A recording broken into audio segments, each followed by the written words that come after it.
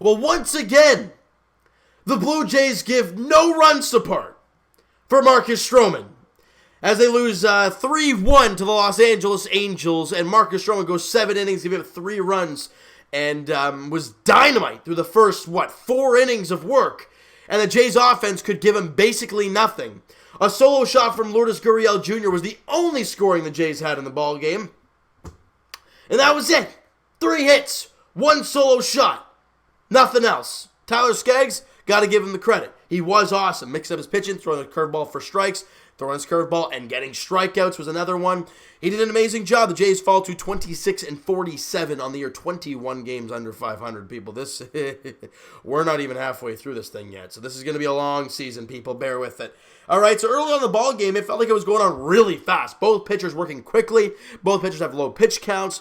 Then Lourdes Gurriel Jr., what an amazing job by Gurriel. You know, as much as there's not many positives to say from a ball game today, I do have to say, even though he hit a home run, all right, yes, he did hit a home run, and that's a positive, but it's kind of the way he did it. Let me flash back to the first at bat. How did he strike out? Changeup, okay? Fast forward to this at bat, his second at bat of the ball game. He has another changeup on the outer half of the plate, middle away, all right, so right on the outside corner. He waits back on it, he stays with it, and gets barrel the ball and crushes it into the left center field bleachers to give the Blue Jays the 1-0 lead. Great job of adjustments from Lourdes Gurriel, his 8th home run of the season, and heck, his 8th home run since being recalled from AAA. He's been awesome. But that was really it for the offense for the Blue Jays. Now, you go to the top of the 5th, and I love Marcus Stroman, but we've talked about it over and over. Yes, the Jays don't give them much offense, but he had a 1-0 lead in the bottom of the 4th. You flip ahead to the next half inning, top of the 5th, Cole Calhoun battling Stroman hard in that at-bat, but he hit the 2-2 pitch up, and I think it was up and in, wasn't it? It was like a fastball. Yeah, it was a fastball up at the top of the zone. I don't know how Cole Calhoun got to it, and he hits it off the foul pole and ties the game. And was it the next batter? No. So a few batters later, Brian Goodwin up. And he hits a 3-1 pitch from Stroman. Look, when Stroman's got to get ahead in counts, and he didn't there. And he serves up was it a meatball? No, it was a fastball upstairs again. And Brian Goodwin crushes it to right center field, and it's gone. 2 home runs in the inning. And that 1-0 lead you just had is now a 2-1 deficit. I love Stroman. He had an amazing first 4 innings. But in that 5th, 2 solo home runs, that kills you. Especially when your offense can't do diddly flippin' squat for you. Speaking of no offense, let's go to the bottom half of that inning. In the 5th, where the Blue Jays are trying to get back into the ballgame, now down 2-1. Randall Grichuk singles to center field to lead off the inning. Great job, a laser beam right up the middle. Next batter, Rowdy Tellez, he singles to right field. Randall Grichuk goes to second, and he turns to go to third and gets thrown out of third by Cole Calhoun. That is a horrendous call from Randall Grichuk. All right, let's put the situation out there, all right? It was a chopper from Rowdy Tellez right in front of Randall Grichuk. So you guys know, as hitters, that's right, I guess as base runners, you got to hold up. That ball's got to go past you first, because if it hits you, under interference, and you're out. So he waits for it to go, and then he starts going. Cole Calhoun's already playing in. He's got all the momentum. He's boogieing straight to the ball, and he gets all his momentum into the throw, and Grichuk gets thrown out of the plate. You hear all over the place. It's baseball. I would say etiquette. It's code. It's not really, but it flippin' should be. The first out should never be at third base or home. It just can't be. And Randall Grichuk made that first out at third base in a 1-run ball game. And now, instead of having runners at first and second, with nobody out if he held up, you have a runner at first with 1 out. Next batter, Freddie Galvis. That's another reason. You hold up at second, you have your hottest hitter at the plate in Freddie Galvis, who hits a little ground ball to shortstop. It was kind of in the hole, and I think it was Rengifo, I think his name was, at shortstop. Tries to turn the double play a little too quickly. The ball goes underneath his glove into left field for a base. Well, it was an error, but for a base hit, if you want to call it that. So if Grichuk didn't go, that's a run. But I mean, again, pitch count changes. That's type of pitch changes depending on the situation, and if you're looking for a strikeout, you throw a lot more curveball. It all changes, but if it was all the same, you would have had a run there. You know? And it just kills you. Because then the next batter, Danny Jansen. He's a line drive right at the shortstop Rengifo. Rowdy Tellez, I don't know what the heck he's doing out there, kind of going, oh, I should go back now. Tries to dive back in time, but the big fella's way too late. He gets doubled off, and the inning is over. Terrible base running by the Jays. In a one-run ball game, where you have an opportunity to tie, or heck, even take the lead for that matter, because stringing hits together has been impossible for this team. So if Freddie Galvis comes up with 2 on and nobody out, why not bunt? And you have second and third with 1 out. At least you have a chance to get a sac fly or something to tie the ball game. But instead, Gritch gambles and he gets hosed. Calhoun's got a great arm. And you saw it there. And from that moment onwards, the Jays do not get a hit the rest of the way. It just happens that way, people. The baseball gods just tell you, when you screw up, you're done. All right? Now let's go to the top of the 8th inning. Marcus Stroman still on the mound. Why? Because he was pitching really damn good. Kevin Smith hits an infield single to third. Okay. They bring in Tim Mays at a pitch, and he throws a wild pitch to Justin Upton, the pinch hitter. So Smith ends up at second base. He actually strikes out Justin Upton, however. But then Rengifo singles to right field. Upton comes in to score. Smith moves up to third. Then on an RBI ground out, they take a 3-1 lead. So hold on. On that Rengifo single, it's a little bloop snot ball. So you have an infield single, a wild pitch, and then a greasy snot bloop single to give them that extra run. And then, like I said earlier, the Jays don't get a hit the rest of the way, and they lose 3-1. Marcus Stroman can't buy offense. His worst start of the year, he gave up 6 runs. That's not terrible considering what he's seen this Jays team do.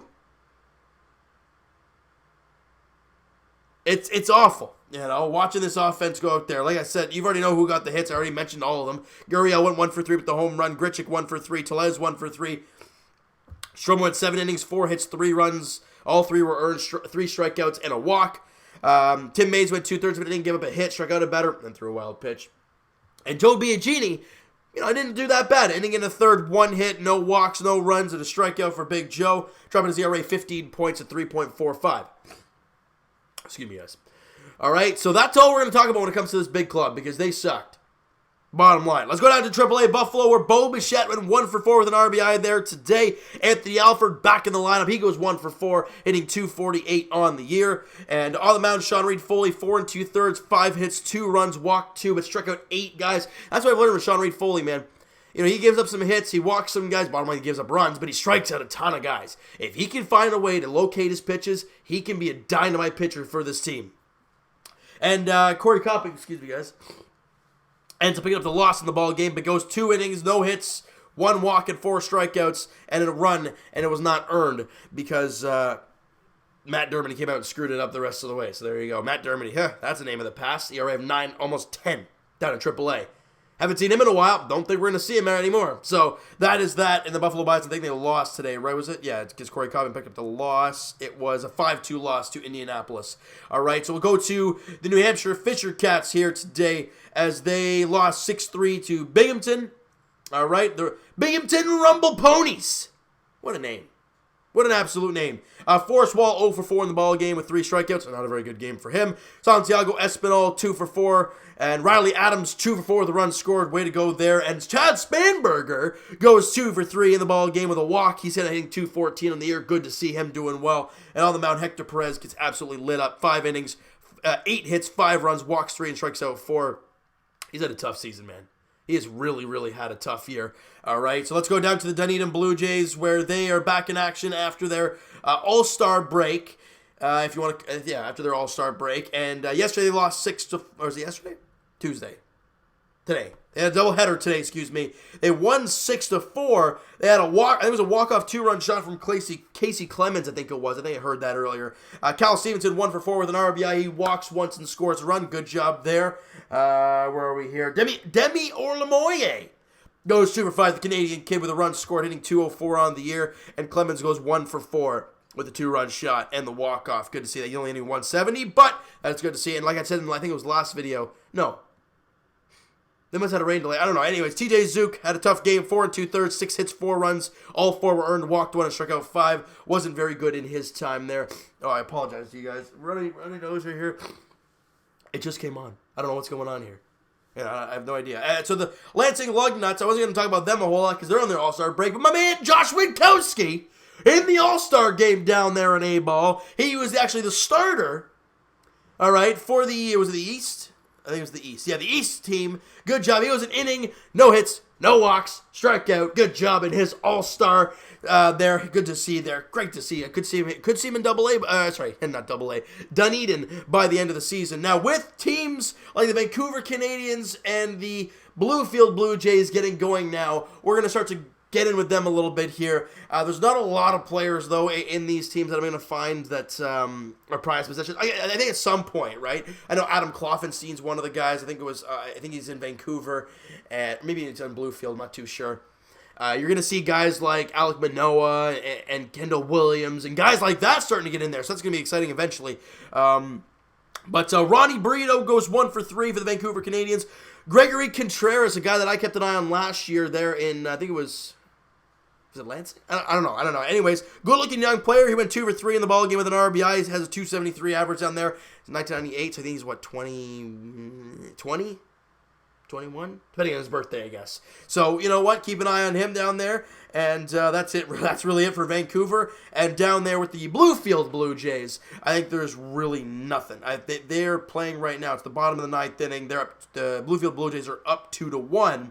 And the only one that I know here is Miguel Geraldo. He was one of the international free agents the Jays signed was it last year or a few years ago? Anyways, he was 18 years old last year playing with this team. So he's 1 for 4 in the game today. I don't think he's going to have another at bat. So let me just see here where he is. Yeah, 1 for 4 in the ball game. This is their opening day, so it's good to see them getting going.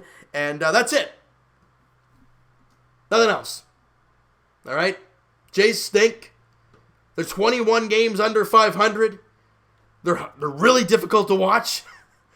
And they play the finale of the series against the Angels there tomorrow. Where is it? Tomorrow after. It's the night game, right? Tomorrow night, Andrew Heaney on the mound for the Los Angeles Angels and Aaron Sanchez on the mound for the Blue Jays. Look, Sanchez got absolutely torched in his last game.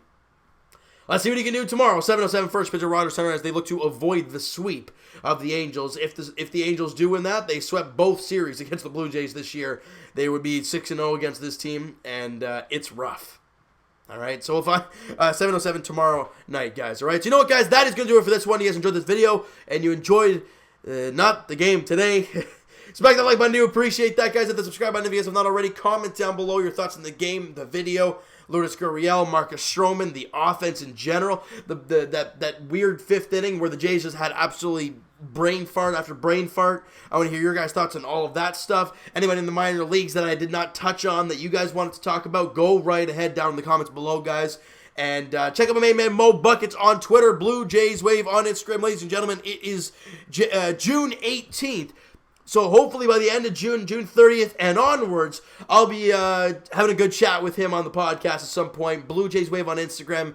He posted Lourdes Gurriel Jr.'s home run, so if you did not get a chance to see that, please do so. It was an awesome shot by him. And like I said, go check him out, Blue Jays Wave on Instagram, guys. Twitter is also down below. Follow up, send me a DM, do all that great stuff. And I will talk to you guys. I'm just going to give you an update here. Raptors edition. Okay? The reason I say that, because on June the 27th, that's the Blue Jays' next off day. Free agency starts for basketball on the 30th, okay? So on the 27th, we are going to be doing the season review and the off-season preview, all right? Just giving you guys the heads up there that we'll be doing that for the Toronto Raptors on that Thursday at some point. All right, so guys, and we'll talk to you guys Blue Jays edition, like I said, tomorrow night, 7:07 first pitch at Rogers Center as the Blue Jays look to salvage the finale of the series against the Angels. I mean, that's really all we can really say about that. Aaron Sanchez, Andrew Heaney is the starting pitching matchup there tomorrow night, 7:07 first pitch at Rogers Center, like I said. Thank you guys so much for listening and watching. Hope you guys enjoyed the video. We'll talk to you guys then.